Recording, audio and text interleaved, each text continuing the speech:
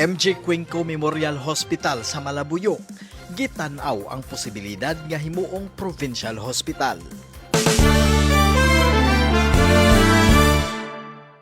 Gitan-aw ni People's Governor 𝗠𝗦𝗣𝗡𝗎𝗏 ang kahimtang sa MJ Cuenco Memorial Hospital sa Malabuyoc. Gilauman sa gobernador nga mahimong Provincial Hospital ang MJ Cuenco Memorial Hospital aron mas mapalig-on ang serbisyong panglawas sa katawhan sa habagatang Sugbo.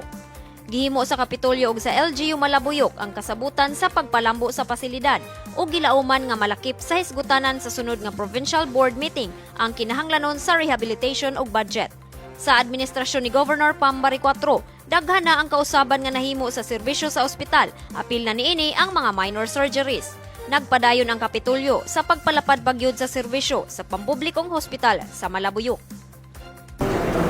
Yeah, one of the requirements for it to be level 1 na dapat it should be music agreement with the province.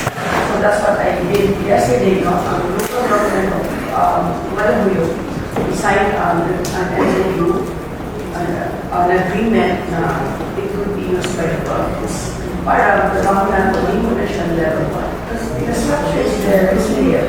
A good candidate for level 1 hospital in the part of the province.